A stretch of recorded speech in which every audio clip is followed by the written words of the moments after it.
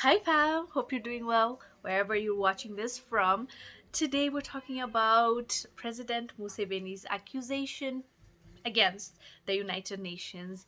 He said, and I quote, part of the terrorism in Africa is either created or conserved by some of the actors that try to be global policemen.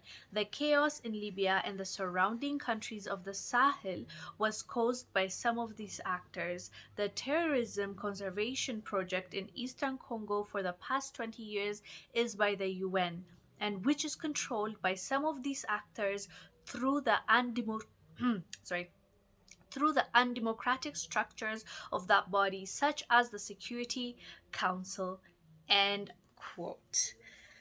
He didn't mince his words. And I've said this before. President Museveni, ever since he has gotten older, he has gotten bolder by the day. I feel like he no longer cares about what the West thinks or those that are, in charge of manipulating this world and the economy. And yeah, it's becoming more clear and clear to me, at least, that he is almost like done, sugarcoating things, and then he will say it as it is.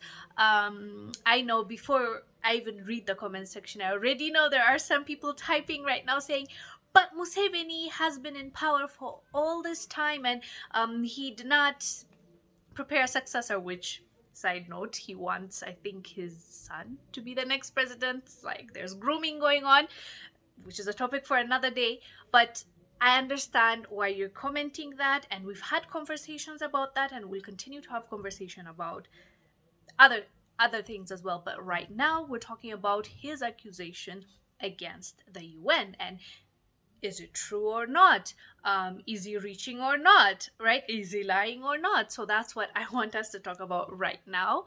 Um, you know, Museveni right now, where he is at in 2023 with the rest of the world, it's not in a good place because of the decision that he has made with the new bill that the West is just angry over. They're not very happy or pleased about him when it comes to that, because they just kicked out Uganda from AGOA, which is the trade agreement that US had with specific African countries to help, join that trade without, like, with duty free. Basically, like, there's incentives for you as if you are in that trade agreement, there are benefits to it, which Ethiopia was kicked out of a few years back. Now Uganda is kicked out. I believe Central African Republic is also kicked out of that agreement. Who else was it? Niger and Gabon, if I'm not wrong. So the reason why they kicked out the specific countries is because, each country made the US angry. Uganda with the LGBTQ bill, Niger and Gabon. That I'll have to make sure if it's Gabon and Niger. I don't want to mislead you, but Niger and Gabon, it was because of the coup, and they were not really happy with their decision, like with how they moved, because they quite literally kicked out their puppet leader. They wanted their own leaders to be there so that they can manipulate the country, they can manipulate the resources and the people. But guess what? The people got tired and kicked out their puppet leaders, and they're not happy about that. So obviously they want to kick them out.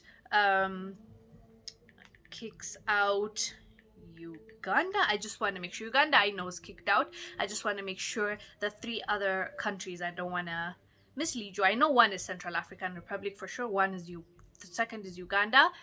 Third is Niger, and fourth is Gabon. I was right. Yes. So those are the four countries that US decided to take revenge on, which, in the short term is gonna suck. We're not gonna lie. We're not gonna pretend and say it's not gonna impact us.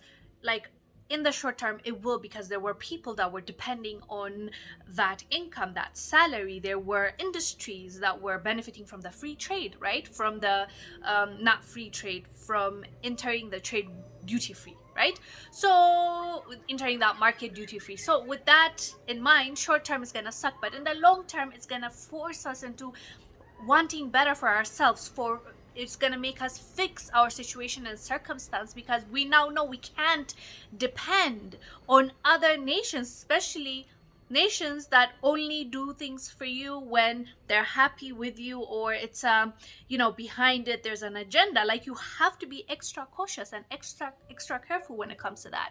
So Uganda, Ethiopia, Gabon, Central African Republic, Niger, all of us, we will eventually learn to do things without depending on others, without depending on aid, without depending on loans. We have to do better, and sometimes you have to be forced, unfortunately. Sometimes you don't do it willingly. Sometimes something like COVID will happen and you're forced into thinking about your situation and how you need to fix it, because depending on others is only going to screw you.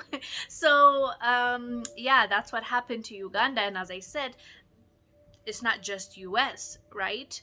The European Union turned against Uganda as well. And Museveni, one thing I forgot, Museveni was also busy telling them, like, we don't need you. Even when the AGOA trade fell through and they were kicked out, Museveni came out and said, don't panic, my people. He spoke to Ugandans and he said, don't worry, don't panic, we're gonna get through this. And that's the kind of attitude he's been giving for a while, and a lot of people are not happy about that, because when we show some sort of independence, it means that we're taking away the power that we've given them for so long. So that angers them, that irritates their spirits, and they no longer want to be buddy buddies with us. But as we all know,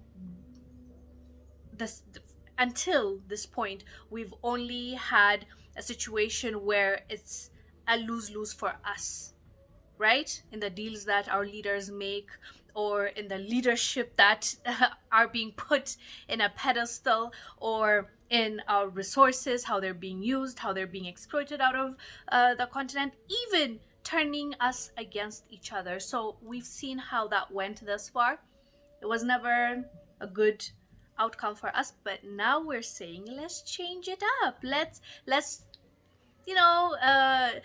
change our move and try something new. And that can only mean, I don't know, for me it's positive, because if you've done ABCD and you failed at it and it never brought an outcome that you would have wished, that the same thing with, let's say, foreign troops in Mali, or foreign troops in Central African Republic or Democratic Republic of Congo, if you haven't seen a positive change when those foreign troops are in your land, you've tried it for 10 years, right? And you're like, okay, if it didn't work, let me try something else. I'm not mad at it, because you have at least proved that that specific thing doesn't work. Now you have so many options to choose from, and then try. If you fail, you get up and do it again.